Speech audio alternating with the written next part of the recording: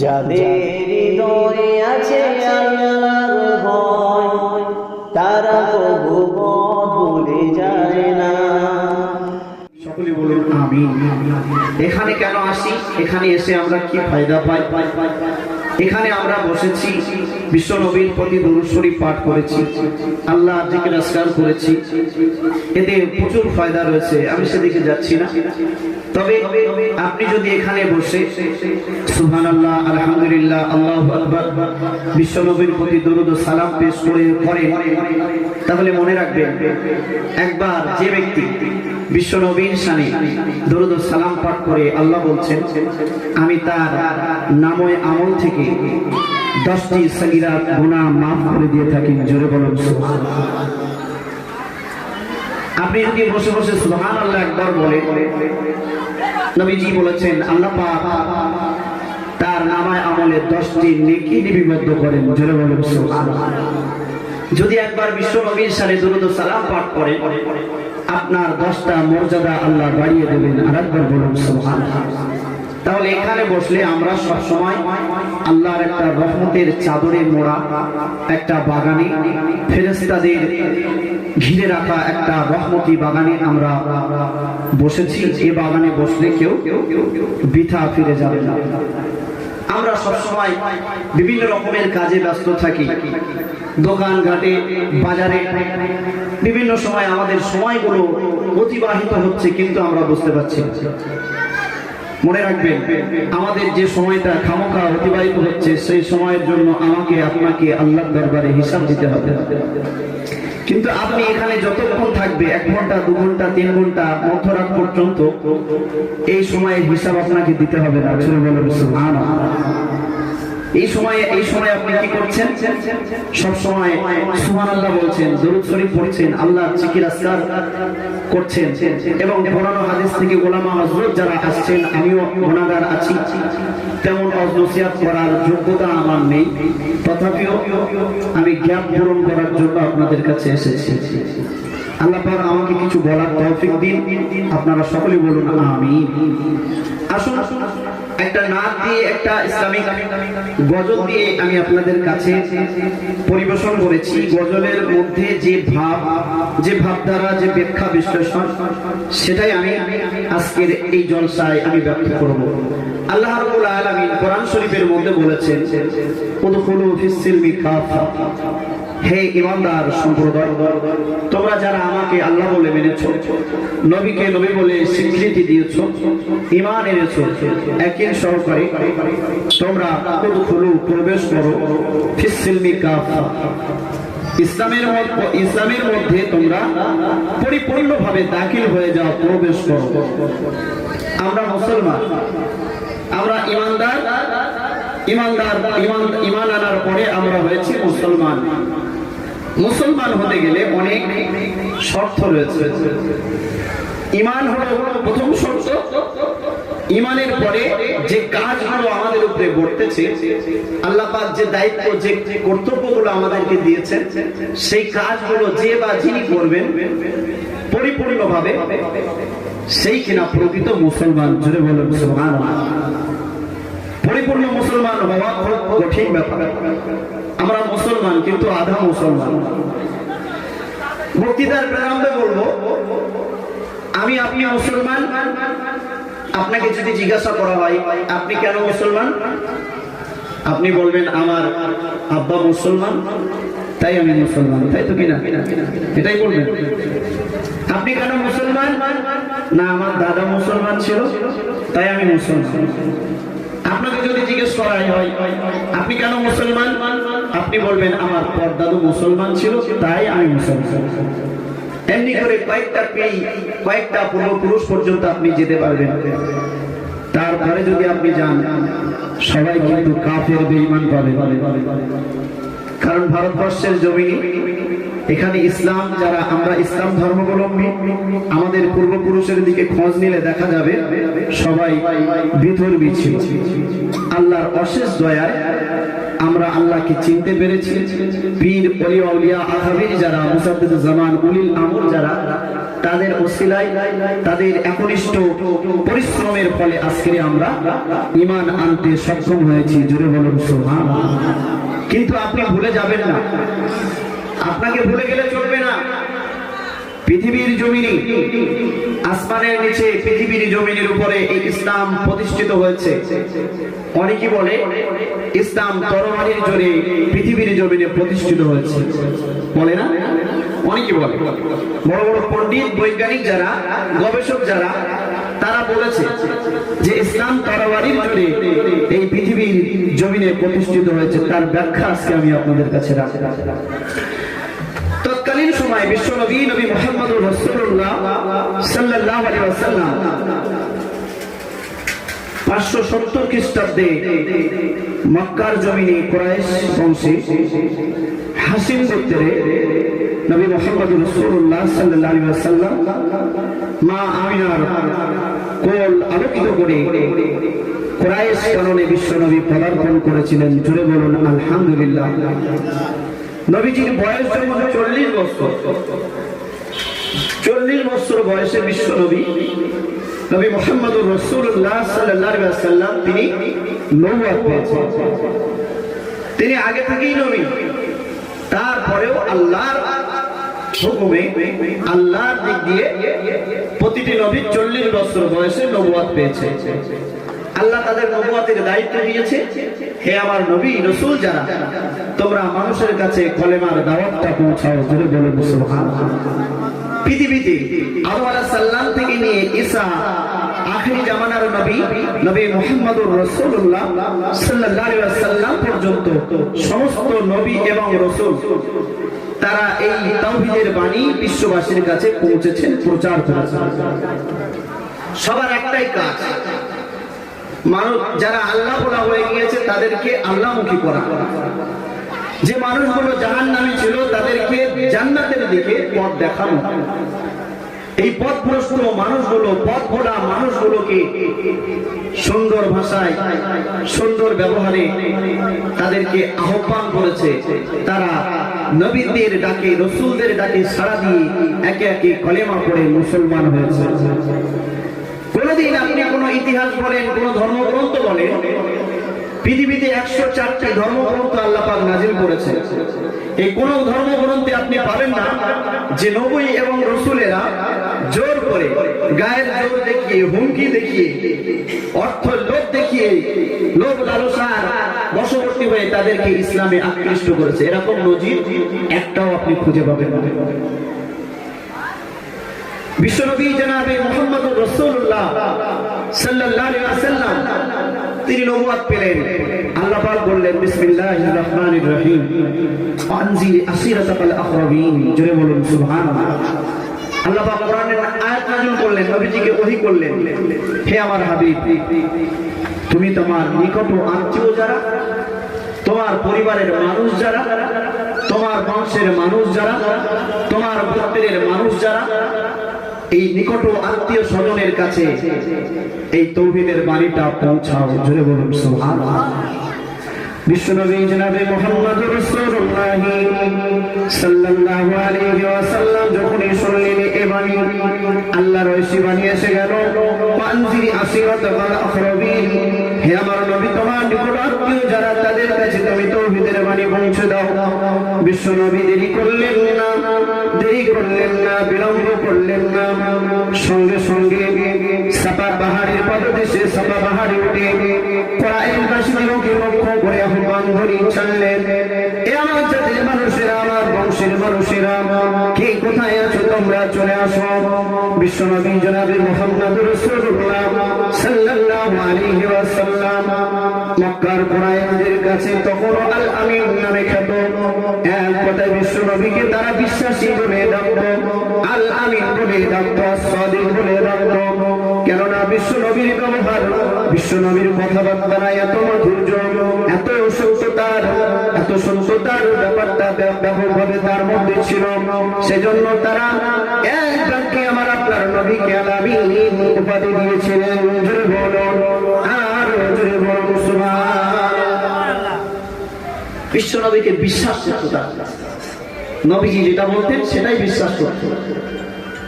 সত্যায়ন করার দরকার হতো না, সবার কাছে নবীজি বিশ্বাসী বলে পরিচিত। যখন নবীজি সাফা পাহাড়ে উঠে আওয়াজ দিলেন, কে আছো তোমরা, চলে আসো, ইয়া সাবাহা, হে দুঃখজনক সকাল। যখনই এই বার্তাটা কুরাইশদের ঘরে ঘরে পৌঁছেছে, তারা ভীত সন্ত্রস্ত হয়ে গিয়েছে যে কণ্ঠস্বরটা আব্দুল্লাহর বেটা মুহাম্মাদের কণ্ঠস্বর। না জানি এত সকালে কি বিপদ আমাদের উপরে এসে গেল। নবী মুহাম্মদুর রাসূলুল্লাহ সাফা পাহাড়ে উঠে আওয়াজ দিয়েছেন। তাড়াতাড়ি করে সবাই দৌড়ে গিয়ে সাফা পাহাড়ের পাদদেশে গিয়ে সমবেত হয়েছে। সবাই যখন ঘর ঘর থেকে বিশ্ব নবীর ডাকে সাড়া দিয়ে সাফা পাহাড়ের পাদদেশে উপস্থিত, ওই সময় আবু লাহাব, যিনি কিনা নবী মুহাম্মদুর রাসূলুল্লাহর চাচা ছিলেন, সেই আবু লাহাব বিশ্ব নবীকে লক্ষ্য করে বললেন, হে আব্দুল্লাহর বেটা মুহাম্মদ, হে ভাতিজা, হে ভাই, বড় বড়, এত সকাল সকাল কেন আমাদেরকে এই পাহাড়ের পাদদেশে একত্রিত করলেন? কি কি দুঃখ সংবাদ তুমি শোনাতে চাও বলো? কি ভয়ের আশঙ্কা তুমি শোনাতে চাও বলো? নবী মুহাম্মদ রাসূলুল্লাহ সাল্লাল্লাহু আলাইহি ওয়াসাল্লাম বললেন, হে কুরাইশ বংশের মানুষেরা, আমি মুহাম্মদ রাসূলুল্লাহ সাল্লাল্লাহু আলাইহি ওয়াসাল্লাম যদি বলি পাহাড়ের এই পিছন দিকে একদল শত্রু অস্ত্র শস্ত্র সজ্জিত অবস্থায় দাঁড়িয়ে রয়েছে, না জানি কখন তোমাদের উপরে আক্রমণ করে বসে, আমি যদি মুহাম্মদ আমি মুহাম্মদ হয়ে যদি কথা বলি তোমরা কি বিশ্বাস করবে? ওই সময় এই বংশের মানুষেরা একবারকে বলেছিলেন, হে আব্দুল্লাহর বেটা মুহাম্মদ, তুমি যদি বলো সাফা পাহাড়ের ওই পিছন দিকটায় একদল শত্রু রয়েছে, যখন তখন তোমাদের উপরে আক্রমণ করে বলবে, আমরা একবারকে তোমার কথা বিশ্বাস করে নেব। জোরে বলো, আরো জোরে বলো সুবহানাল্লাহ। কেননা আব্দুল্লাহর বেটা মুহাম্মদ জীবনে মিথ্যে কথা বলেনি, আব্দুল্লাহর বেটা মুহাম্মদ জীবনে বিশ্বাসঘাতক কথা বলেনি, মিথ্যার আশ্রয় কোনদিন গ্রহণ করেনি। সেজন্য আমরা, তুমি যদি বলো ওই পাহাড়ের পিছনে একদল শত্রু রয়েছে, আমরা সবাই একবারকে মেনে নেব। একবার বলুন সুবহানাল্লাহ। আমরা এক বাক্যে বিশ্বাস করব। মুহাম্মদ বলো কি ব্যাপার? নবী আমার ওই সময় বলেছিলেন, এই বংশের মানুষেরা তোমরা শুনে রাখো, আমি এই জন্য তোমাদেরকে এখানে একত্রিত করেছি। এখনই বলছি না যে তোমাদের উপরে একদল শত্রু আক্রমণ করবে, তোমাদের ঘর বাড়িগুলো বিধ্বস্ত করে দেবে, তোমাদের নারীগুলোকে ধ্বংস করবে, তাদের ইজ্জত ধুলোয় মিশে যাবে, তোমাদের উপরে অত্যাচারের স্টিম রুলার চালাবে। এখনই আমি কথা বলছি না, আমি আল্লাহ পাক রব্বুল আলামিনের তাওহীদের বাণী তোমাদের কাছে রাখলাম। পড়ো, বলো আশহাদু আল্লা ইলাহা ইল্লাল্লাহ ওয়া আশহাদু আন্না মুহাম্মাদান আবদুহু ওয়া রাসূলুহু। আমি সাক্ষ্য দিচ্ছি আল্লাহ ছাড়া কোনো উপাস্য নেই, আল্লাহ এক, লা শরীক, সেই আল্লাহ এক, যার কোনো শরীক নেই। আমি আরো সাক্ষ্য দিচ্ছি আশহাদু আন্না মুহাম্মাদান আবদুহু ওয়া রাসূলুহু। আর আমি আরো সাক্ষ্য দিচ্ছি নবী মুহাম্মদুর রাসূলুল্লাহ সাল্লাল্লাহু আলাইহি ওয়াসাল্লাম হলে আল্লাহর বান্দা, আল্লাহর প্রেরিত পয়গম্বর। জোরে বলুন সুবহানাল্লাহ, আর জোরে বলুন সুবহানাল্লাহ। এই কথার উপরে সাক্ষ্য দেওয়ার জন্য আমি তোমাদেরকে ডেকেছি। যদি এই কথা মেনে না নাও, আল্লাহ বলেছে যদি এই আমি যে আল্লাহ, আমি যে খালিক, আমি যে মালিক, লা শারীকা লাহ, সেই আল্লাহর প্রতি যদি বিশ্বাস স্থাপন না করো, অদূর ভবিষ্যতে তোমরা জাহান্নামে সাব্যস্ত হবে। সেই জাহান্নামের কঠিন আযাব থেকে বাঁচাবার জন্য আমি আজকে তোমাদেরকে ঘোষণা দিয়েছি, তোমরা পড়ে নাও লা ইলাহা ইল্লাল্লাহ মুহাম্মাদুর রাসূলুল্লাহ, তাহলে তোমরা বেঁচে যাবে। সবথেকে বড় শত্রু কি আমাদের? জি, বিশ্বনবী যে বললেন একদল শত্রু পিছনের এপারে আছে, যখন তখন তোমাদের উপরে আক্রমণ করবে। তোমরা কি বিশ্বাস করবে? তখন সবাই বলেছে হ্যাঁ বিশ্বাস করব। তো নবীজি সত্য হিসাবে এখানে আল্লাহর হুকুম লঙ্ঘন করলে আল্লাহ পাক তাদের শাস্তির জন্য কঠিন জাহান্নাম তৈরি করেছে। সেই জাহান্নামই যাতে না হয়, সেই জাহান্নাম থেকে বাঁচাবার জন্য, সেই জাহান্নাম থেকে নাজাত দেওয়ার জন্য বিশ্বনবী এই কথাটা রাখলেন। এটাই হলো ভয়ের আশঙ্কা, যে তোমরা আমার এই তৌহিদের বাণীটা মেনে নাও, তোমরা নাজাত পেয়ে যাবে, জাহান্নামের আগুন থেকে তোমরা বেঁচে যাবে। এখানে শত্রু বলতে নিজেদেরকে কি বোঝানো হয়েছে? নিজেদের কি সব থেকে আমাদের বড় শত্রু আমি আপনি নিজেই। আপনার বড় শত্রু আপনি নিজেই। কিভাবে? নবীজি বলেছেন যে মানুষটা নিজের সাথে যুদ্ধ করে, নিজের সাথে জিহাদ করে নিজের নফসকে কন্ট্রোল করতে পেরেছে, সেই হচ্ছে প্রকৃত মুমিন। জোরে বলুন সুবহানাল্লাহ। আমাদেরকে আমাদের নিজেদের সাথে লড়াই করতে হবে। আমাদের অন্তর, আমাদের নফসটা আপনাকে দুনিয়ামুখী করার জন্য ব্যাধিগ্রস্ত। আর সেই নফসটাকে, সেই নফসের সঙ্গে যদি আপনি যুদ্ধ করতে পারেন, তাহলে কিন্তু আপনি কামিয়াবি লাভ করবেন। নফস বারবার আপনাকে বলছে চল অমুক জায়গায় মেলা হচ্ছে, চল। আপনি তখন নফসের সঙ্গে যুদ্ধ শুরু করলেন যে না, কিছুতেই আমি যাব না। জোরে বলুন সুবহানাল্লাহ। সিনেমা হচ্ছে, ভিডিও থিয়েটার, গান বাজনা হচ্ছে, আপনার নফস বারবার ওদিকে টেনে নিয়ে যাচ্ছে আপনাকে। আপনি আপনার নফসের সঙ্গে যুদ্ধ করছেন যে না, এটা হারাম, এটা আমার জন্য হারাম। হয়তো আনন্দিত হব, হয়তো মজা পাব, হয়তো তাদের স্বাদ রয়েছে, কিন্তু আমি যদি যাই, পরবর্তীতে এর পরিণতি যে কি ভয়ঙ্কর সেটা নফস তুমি তো আমাকে বলো না। সেজন্য আমি তোমার সেই আশা খায়সাতকে প্রত্যাখ্যান করে আমি আমার দৃঢ়তার উপরে, ইমানের দৃঢ়তার উপরে আমি দাঁড়িয়ে রইলাম। জোরে বলুন সুবহানাল্লাহ। এই জন্য আপনি, আপনার আসল দুশ্মন হচ্ছে আপনার আসল শত্রু হচ্ছে আপনার নফস। এই নফসকে যে কন্ট্রোল করতে পারবে, সেই প্রকৃত মুমিন, সেই সফলতার উচ্চ শিখরে আরোহণ করতে পারবে। তো যেটা আমি বলছিলাম, বিশ্বনবী জনাবে মুহাম্মদুর রাসূলুল্লাহ সাল্লাল্লাহু আলাইহি ওয়াসাল্লাম যখনই বললেন যে আমি তোমাদেরকে এমন একটি ভয়ের জন্য, এমন একটি ভয়ের আশঙ্কার জন্য এখানে সমবেত করেছি, আল্লাহ পাক রব্বুল আলামিন আমাকে আখিরি জামানার নবী করে দুনিয়ার জমিনে পাঠিয়েছেন, আখিরি জামানার রাসূল করে দুনিয়ার জমিনে পাঠিয়েছেন। আমি বললাম আল্লাহর রাসূল, আল্লাহ হলেন আমাদের সৃষ্টিকর্তা, আল্লাহ হলেন আমাদের খালিক, আল্লাহ হলেন আমাদের মালিক, আল্লাহ হলেন আমাদের রিজিক দাতা। ইবাদত যদি কারো করতে হয়, সেই আল্লাহকে করতে হবে। ইবাদত উপাসনা যদি কারো করতে হয়, সেই এক আল্লাহর উপাসনা আমাদেরকে করতে হবে। সেই আল্লাহ এক, অদ্বিতীয়, আর কেউ নাই। এই একত্ববাদের প্রচার আমি তোমাদের কাছে রাখলাম।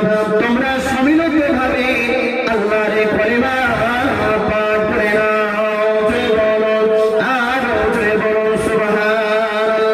বিশ্বনবী যখন এই কথাটা রাখলেন, সর্বপ্রথমে আবু লাহাব, যে কিনা আল্লাহ রাসূলের নিজের চাচা ছিলেন, সেই আবু লাহাব নিচে থেকে একটা পাথরের টুকরা তুলে নিয়ে আমার নবীর নূরের বদনের দিকে লক্ষ্য করে ছুঁড়ে মারলেন।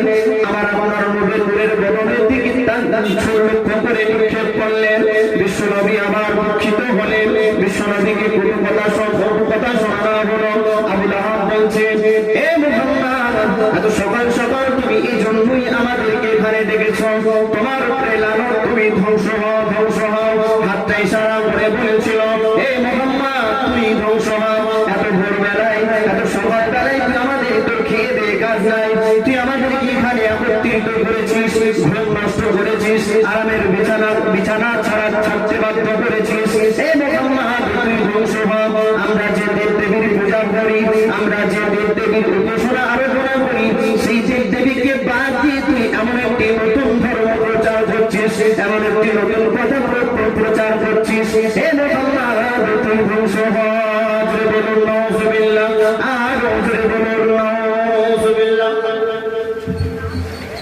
বাপ দাদা 14 পুরুষ যে ধর্মে বিশ্বাসী, আর সেই ধর্ম ত্যাগ করার জন্য আজকে আমাদেরকে পুনরচনা করার জন্য এখানে ডেকেছে।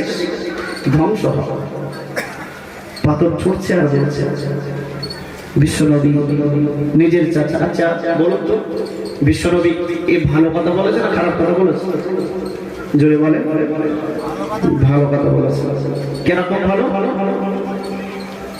পৃথিবীর শুরু থেকে আর কিয়ামত পর্যন্ত আল্লাহ পাক যত মানুষ দুনিয়াতে পাঠাবেন, এই সবার কিন্তু খালিক, সবার সৃষ্টিকর্তা, সবার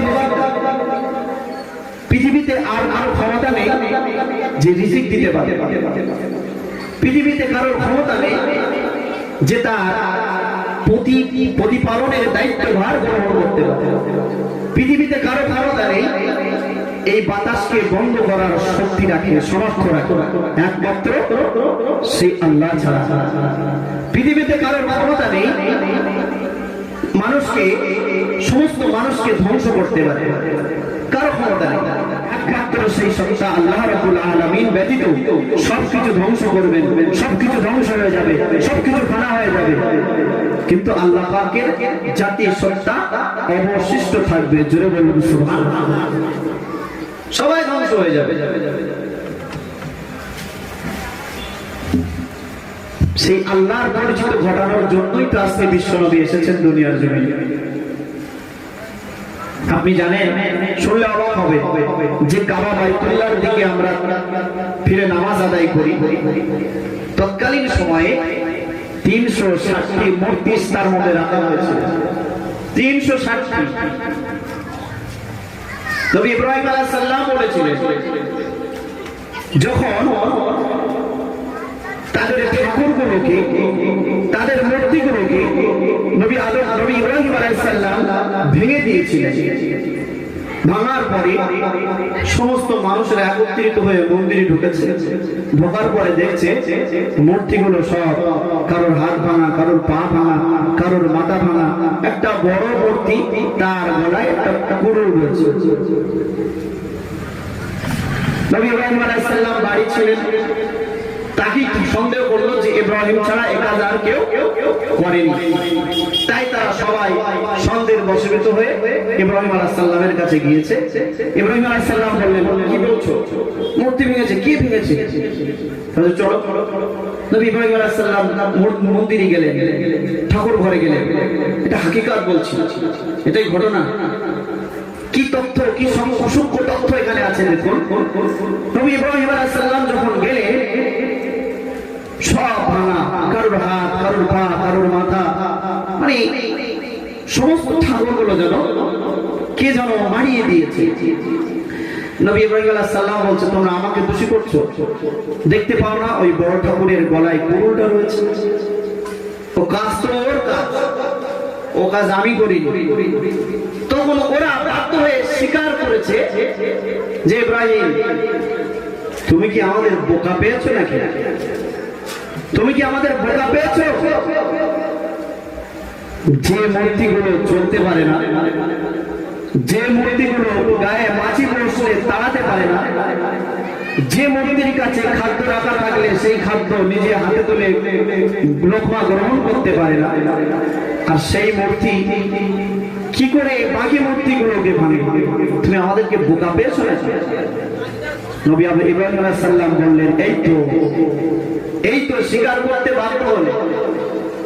যে মূর্তিগুলো, যে ঠাকুরগুলো তোমাদের উপকার করতে পারে না, যে মূর্তিগুলো তোমার নিজের খাদ্য নিজে গ্রহণ করতে পারে না, যে মূর্তিগুলো সচল হতে পারে না, যে মূর্তিগুলো কথা বলতে পারে না, সেই মূর্তিগুলো কি করে তোমাদের প্রভু হতে পারে? সেই মূর্তিগুলো কিভাবে তোমাদের খালিক হতে পারে? সেই মূর্তিগুলো কিভাবে তোমাদের প্রতিপালক হতে পারে? সেই মূর্তিগুলো কিভাবে তোমাদের রব হতে পারে? কি করে হতে পারে? তখন তারা বুঝতে পেরেছে। নবী ইব্রাহিম আলাইহিস সালামের হিকমত দেখেন, কি সূক্ষ্ম তথ্য দিয়েছে। তো যাই হোক, এই সমস্ত আকীদা, এই সমস্ত ভ্রষ্ট আকীদা, পথভ্রষ্ট মানুষগুলোকে বাঁচানোর জন্য নবী মুহাম্মদুর রাসূলুল্লাহ এবং যুগে যুগে যত নবী রাসূল এসেছে তাদের কাজ ছিল এটা। সমস্ত আকীদা ভ্রষ্ট মতবাদগুলো বাতিল করে তাদেরকে সঠিক পথে নিয়ে আসা, সঠিক মাবুদের সন্ধান দেওয়া, সঠিক সৃষ্টিকর্তার পরিচিত ঘটানোই ছিল প্রত্যেক নবী এবং রাসূলদের মূল দায়িত্ব। জোরে বলুন সুবহানাল্লাহ। সেই দায়িত্ব তারা যথারীতি পালন করেছে। নবী মুহাম্মদ রাসূলুল্লাহ সাল্লাল্লাহু আলাইহি ওয়াসাল্লামের দিকে যখন পাথর নিক্ষেপ করা হলো, ওই সময় আমার আপনার নবী বড় দুঃখিত হলেন, আমার আপনার নবী বড় কষ্ট পেলেন, চোখের পানি ছেড়ে কি যেন বিজ করে বলতে থাকে। ওই সময় আমার আপনার প্রভু মহান আল্লাহ রাব্বুল আলামিন থাকতে পারলেন না, জিবরাইল আলাইহিস সালামকে পাঠিয়ে দিলেন, এই জিবরাইল চলে যা, চলে যা, চলে যা। আবু লাহাব আমার নবীকে কষ্ট দিয়েছে, আবু লাহাব আমার নবীকে কটু কথা শুনিয়েছে, আবু লাহাব আমার নবীর দিকে পাথর নিক্ষেপ করেছে। আমি আল্লাহ তার দায়িত্ব নিয়েছি, তাকে নবী করে পাঠিয়েছি, আর আমার নবীকে তারা কষ্ট দেবে, অপমানিত করবে। আমি আল্লাহ কেমন করে সহ্য করতে পারি? জোরে বলুন, আর জোরে বলুন সুবহানাল্লাহ। জিবরাইল আলাইহিস সালাম চলে আসলেন, বিসমিল্লাহির রহমানির রহিম। তাব্বাত ইয়াদা আবি লাহাব ওয়া তাব, মা আগনা আনহু মালুহু ওয়া মা কাসাব, সায়াসলা নারান যাত লাহাব ওয়া ইমরাআতুহু হাম্মালাতাল হাতাব, ফি জিদিহা হাবলুম মিন মাসাদ। আর জোরে বলুন সুবহানাল্লাহ। আমার নবীকে কষ্ট দিবি? সঙ্গে সঙ্গে আল্লাহ পাক ওহী নাযিল করলেন যে আবু লাহাব তোমার দিকে পাথর নিক্ষেপ করে পাথর ছুঁড়ে মেরেছে, যে আবু লাহাব তোমাকে বলেছে মুহাম্মদ আব্দুল্লাহর বেটা মুহাম্মদ ধ্বংস হোক, আব্দুল্লাহর বেটা মুহাম্মদ ক্ষতিগ্রস্ত হোক। আমি আল্লাহ পাক জানিয়ে দিলাম, তাব্বাত ইয়াদা আবি লাহাব। আজ আবু লাহাব এই হাত উঁচু করে বিশ্ব নবীকে বদদুয়া করেছিল, যে আবু লাহাব এই হাত দিয়ে বিশ্ব নবীর দিকে পাথর ছুঁড়ে মেরেছিল, আমি আল্লাহ বলে দিলাম ওই আবু লাহাবের হাত দুটো ধ্বংস হোক। আর যে আবু লাহাব আমার নবীকে পাথর মেরেছে, যে হাত দিয়ে ইশারা করে বলেছে নবী ধ্বংস হোক, সেই আবু লাহাবের হাত দুটো ধ্বংস হোক। জোরে বলুন সুবহানাল্লাহ। এবং সে নিজেও ধ্বংস হোক। মা আগনা আনহু মালুহু ওয়া মা কাসাব। আল্লাহ পাক আরো জানিয়ে দিলেন, ওর জীবনে যত ধন সম্পদ উপার্জন করেছে, ওর সন্তান সন্ততি, ওর টাকা পয়সা, অর্থ গাড়ি ঘোড়া, সোনা মুক্তা মণিমুক্তা যমুনা যা কিছু ওর আছে, ওর জীবনে কোনোটাই কাজে আসবে না। জয় বলো, আর জয় বলো সুবহানাল্লাহ। পরবর্তীতে দেখা যায় ওর সন্তান সন্ততি গুলো ওই আবু লাহাবকে ছেড়ে চলে গিয়েছিল, ওর যে সমস্ত ধন সম্পদ গুলো ছিল কোনোটাই কাজে আসলো না। ওই এমন রোগে আকৃষ্ট হয়েছিল, মানুষেরা ওকে গভীর জঙ্গলে হিংস্র জন্তু পশুদের সাথে বসবাস করার জন্য বাধ্য করেছিল, ওখানেই তার ধ্বংস হয়ে গিয়েছিল। আর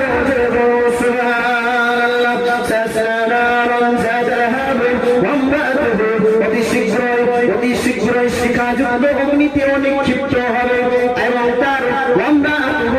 এবং তার স্ত্রী উম্মে জামিল অতি শীঘ্রই শেষ শিখাযুক্ত অগ্নিকুণ্ডে নিক্ষিপ্ত হবে।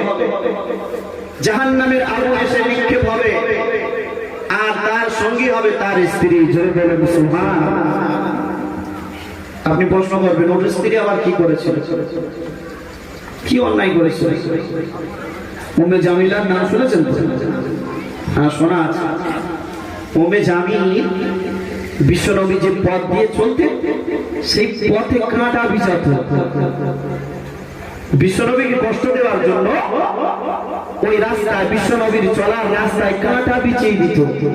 নবী যাবে আর কাঁটাগুলো পায়ে পড়বে, নবীজি কষ্ট পাবে, উম্মে জামিল আনন্দিত হবে। জোরে বলবো নাউজুবিল্লাহ। আর কাজ ছিল এটা। আর কি কাজ ছিল? যখন বিশ্বনবীর ঘর আর আবু লাহাবের ঘর পাশাপাশি পাশাপাশি। নবী মুহাম্মদ রাসূলুল্লাহ সাল্লাল্লাহু আলাইহি ওয়াসাল্লামকে সামনে দেখলে ওর ঘাড়ে বজ্রাঘাত করে, এমন গালাগালি নবীজিকে দিত, এমন কটু কথা শোনাতো, বিশ্বনবী কানে আঙুল গুঁজে দিতে দিতে দিতে ওই কথাবার্তা না শোনা, যাতে আওয়াজটা কানে না আসে, কানে আঙুল দিতে জোরে বলুন সুবহানাল্লাহ। এত কষ্ট দিত।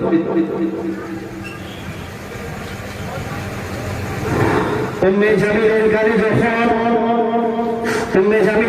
যখন আল্লাহর এই আয়াতগুলো পৌঁছে যায়, আল্লাহ পাকের এই ওহীগুলো যখন পৌঁছালো, উম্মে জামিল তিনি আরবি জানতেন। ওই আরবিতে বলা হয়েছে আবু লাহাবের মর্যাদায় ধ্বংস হোক এবং আবু লাহাবের ধ্বংস হোক। আবু লাহাব যে ধন সম্পদগুলো উপার্জন করেছিল, সেই ধন সম্পদগুলো আর কোনো কাজে আসবে না। এই বদদুয়া সম্মিলিত ওহী যখন নাজিল হয়ে গেল, উম্মে জামিল কি করলেন জানেন? বিশ্বনবীকে মারার জন্য, বিশ্বনবীকে মেরে দেওয়ার জন্য বড় একটা পাথর উঠিয়ে নিয়ে নবী মুহাম্মদ রাসূলুল্লাহর খোঁজে বার হয়ে যায়। আবু বকর সঙ্গে রয়েছে, আব্দুল্লাহর বেটা মুহাম্মদ রাসূলুল্লাহ সাল্লাল্লাহু আলাইহি ওয়াসাল্লাম এমন একটি চত্বরে বসে আছেন। আর উম্মে জামিল বিশ্বনবীকে মারার জন্য পাথরটা উঠিয়ে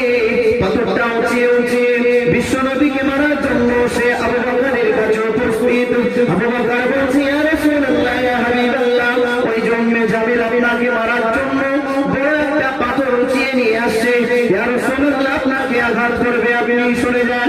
বিশ্বনবী বললেন, হে আবু বকর, ভয় পেও না, দুঃখ পেও না, চিন্তিত হয়ে না, উম্মে জামিল আমাকে দেখতে পাবে না। কিতাবের মধ্যে এসেছে উম্মে জামিল আবু লাহাব এবং নবী মুহাম্মদ রাসূলুল্লাহ যেখানে আছেন অবস্থান করছিলেন, সেখানে এসে দেখলেন আবু বকর দাঁড়িয়ে। আবু বকরকে লক্ষ্য করে বলছে, হে আবু বকর, বল তোর নবী কোথায়? আমি তাকে পাথর মেরে ফেলবো। আর আবু বকর আছে আর নবী মুহাম্মদ রাসূলুল্লাহ পাশাপাশি আছে, কিন্তু উম্মে জামিল শুধু আবু বকরকেই দেখছেন। জোরে বলুন সুবহানাল্লাহ। নবীজিকে দেখতে পাচ্ছে না। আল্লাহ পাক তার চোখে পর্দা ফেলে দিয়েছে। জোরে বলুন সুবহানাল্লাহ। এই উম্মে জামিলও ওই শিখাযুক্ত অগ্নিকুণ্ডে নিক্ষিপ্ত হতো। তার কারণ আমি বললাম, এই কারণে বিশ্বনবীকে কষ্ট দেওয়ার কারণে আজকে তার এই পরিণতি।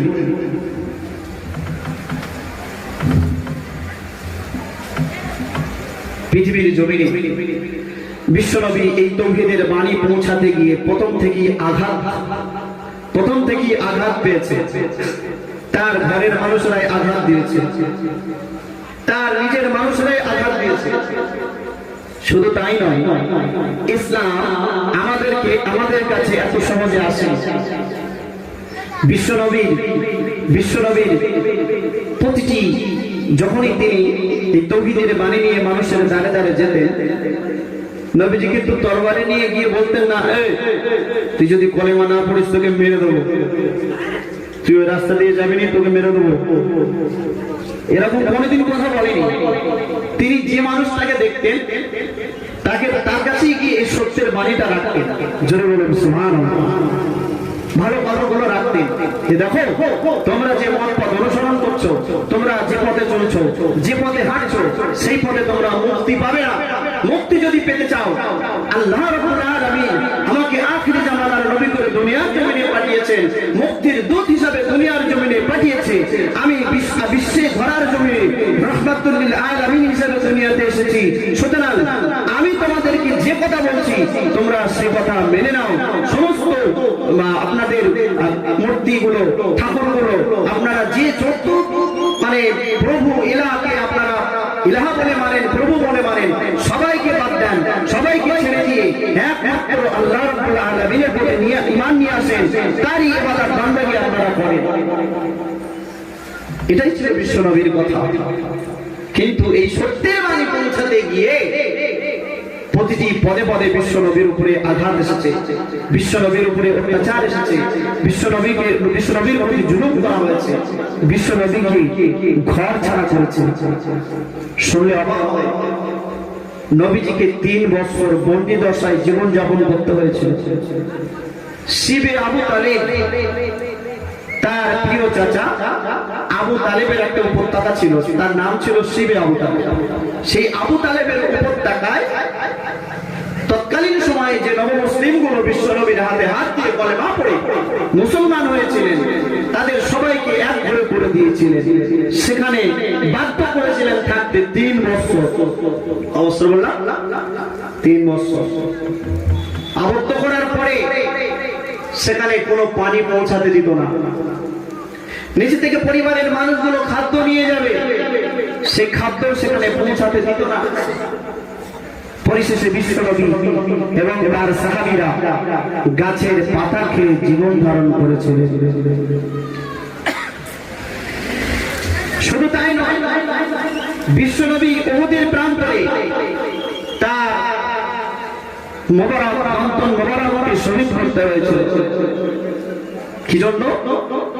এই সত্য কথা বলার জন্য, আল্লাহর তাওহীদের বাণী রাখার জন্য মানুষের কাছে তারা বিশ্বনবীর বিরুদ্ধাচরণ করেছিল এবং বিশ্বনবীর দন্ত মোবারক শহীদ করতেও তারা পিছুপা হয়। বিশ্বনবী জনাবে মুহাম্মদ রাসূলুল্লাহ সাল্লাল্লাহু আলাইহি ওয়াসাল্লাম মক্কার জমিনে দীর্ঘ 9 বছর ইসলামের দাওয়াত দিলেন, প্রচার করলেন। মানুষের দ্বারে দ্বারে গিয়ে, মানুষের ঘরে ঘরে গিয়ে, মানুষের কাছে কাছে গিয়ে আশহাদু আল্লা ইলাহা ইল্লাল্লাহ ওয়াহদাহু লা শারীকা লাহু ওয়া আশহাদু আন্না মুহাম্মাদান আবদুহু ওয়া রাসূলুহু, এই কলেমার দাওয়াতটা দিতে রইলেন। দীর্ঘ 9 বছর যখন দেখলেন মক্কার মানুষগুলো, মক্কার কুফার কুরাইশগুলো তারা বিরুদ্ধাচরণ করতে শুরু করলো, মুসলমান যারা কলেমা পড়ে মুসলমান হলো তাদের উপরে অকথ্য নির্যাতন করতে শুরু করলো।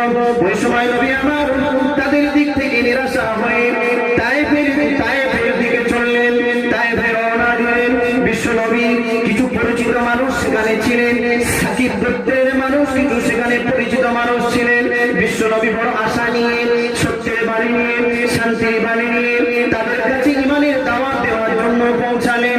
বিশ্ব নবীর আশা ছিল এই সাকিব গোত্রের ভদ্র মানুষগুলো, শিক্ষিত মানুষগুলো, এরা অশিক্ষিত নয়, এরা শিক্ষিত।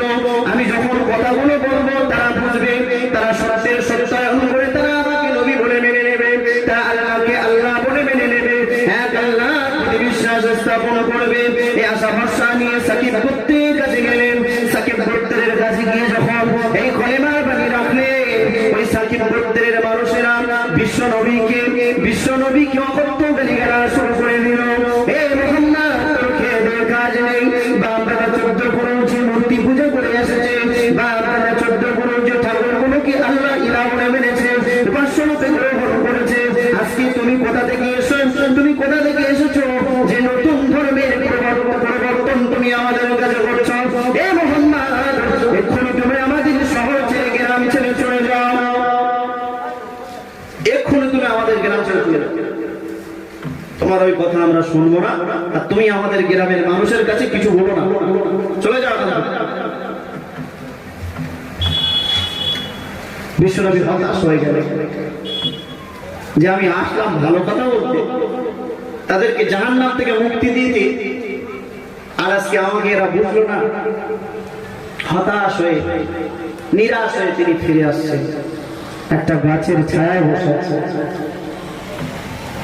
তায়েফের মানুষেরা নবী মুহাম্মদ রাসূলুল্লাহকে তাড়িয়ে দিয়ে ক্ষান্ত হননি। তারা তায়েফের দুষ্টু ছেলে, পাগল ছেলেদেরকে লেলিয়ে দিয়েছে বিশ্বনবীর পিছনে, যাওয়ার পিছনে লেগেছে। বিশ্বনবী এত নম্র ছিলেন, এত দয়ার্দ্র ছিলেন, এত দয়া নবী ছিলেন, তিনি বসে আছেন।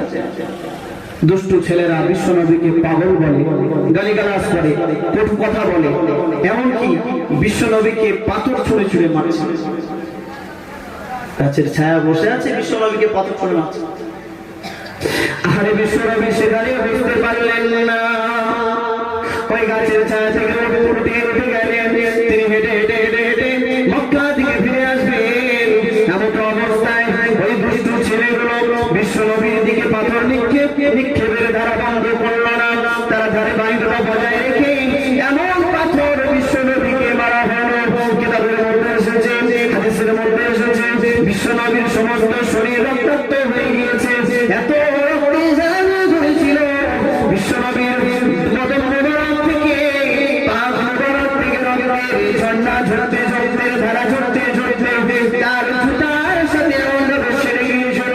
বিশ্বনবীর শরীর আর জুতা এমন ভাবে সেরে গিয়েছিল, ওই জুতাটা কিছুতেই ছাড়ে না। এমন অবস্থায় বিশ্বনবী হোশ, কখনো বেহুশ, কখনো বেহুশ, কখনো হোশ ফিরে আসছে।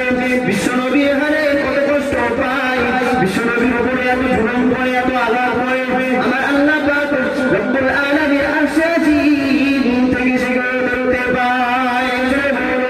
আর আল্লাহ পাক থাকতে পারলেন না। এই জিবরাইল চলে যা, চলে যা। তাইফের দুষ্ট ছেলেগুলো, তাইফের মানুষগুলো আমার প্রিয় হাবিবকে তারা কষ্ট দিয়েছে, আমার প্রিয় নবীকে তারা পাথর মেরেছে, আমার নবীর শরীর দিয়ে তারা রক্ত খরচ করেছে। ওই তাইফবাসীগুলোকে ধ্বংস করব, ওই তাইফবাসীগুলোকে ধ্বংস করব, ওই তাইফবাসীগুলোকে সবলে মেরে দেব। এই জিবরাইল আমার নবীর কাছে গিয়ে বল, আমার নবী যেটা বলবে, আমার নবী যে হুকুমটা করবে, সেই হুকুম অক্ষরে অক্ষরে পালন করবি। আর জিবরাইল আলাইহিস সালাম বিশ্ব নবীর কাছে আসলেন। আসসালাতু ওয়াসসালামু আলাইকা ইয়া রাসূলুল্লাহ, আসসালাতু ওয়াসসালামু আলাইকা ইয়া হাবিবাল্লাহ,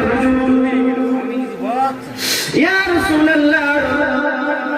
এই পাহাড় পরিচালনাকারী ফেরেশতাদেরকে আল্লাহ পাক পাঠিয়েছেন।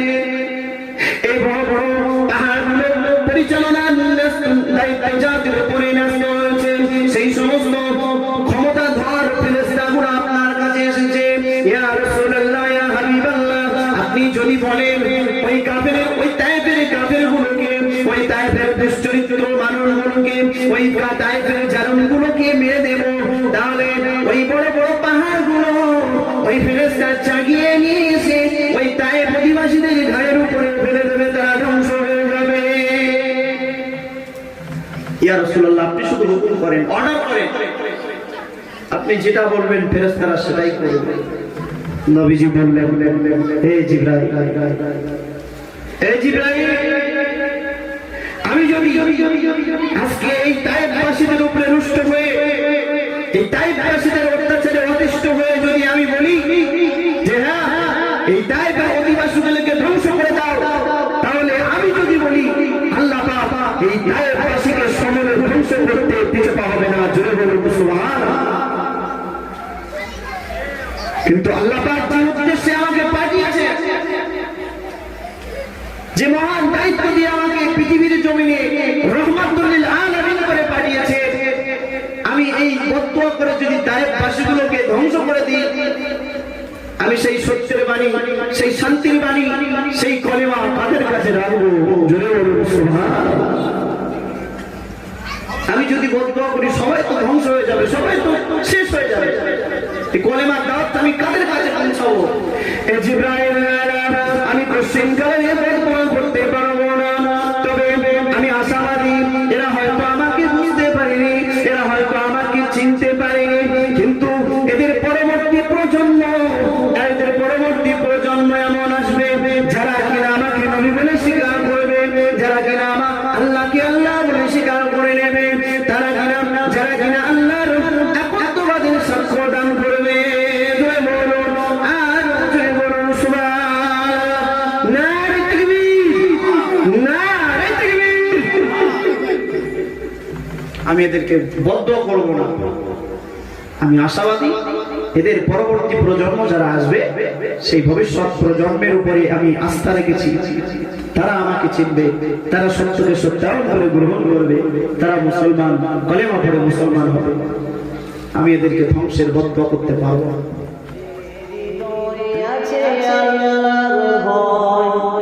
তারা